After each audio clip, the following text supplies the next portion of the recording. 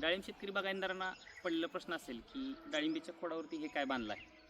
शेतकऱ्यांच्या कल्पनेतून साकारलेली टाकाऊपासून टिकाऊ कसं बनवू शकतो आणि टाकाऊपासून याचा आपल्या शेतीमध्ये कशा पद्धतीनं वापर करून आपल्या शेतीचा खर्च कमी करून कशा प्रकारे दर्जेदार उत्पादन घेऊ शकतो ह्याचं एक जातीवंत आणि ज्वलंत उदाहरण या ठिकाणी आहे.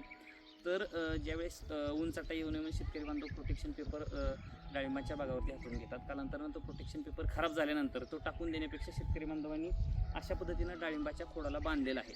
तर या खोडाला गुंडाळण्याचं किंवा या खोडाला अशा पद्धतीनं बांधण्याचं कारण काय आहे की ज्यावेळेस या डाळिंबाच्या वॉटरशूटचा त्रास शेतकरी बांधवांना जास्त होतो, मजूर मिळत नाहीत काढण्यासाठी, जे जमिनीतून आपण खत डाळिंबाला देत असतो ते खत थेट फळांना न जाता वॉटरशूटच्या माध्यमातून ते वाया जात असतं. अशा पद्धतीचे वॉटरशूट्स येऊ नयेत म्हणून त्या डाळिंबाच्या झाडाला पूर्णपणे अशा पद्धतीनं हे जो टाकाऊ झालेला प्रोटेक्शनचा कवर आहे तो कवर पूर्णपणे त्या खोडाला गुंडाळलेला आहे.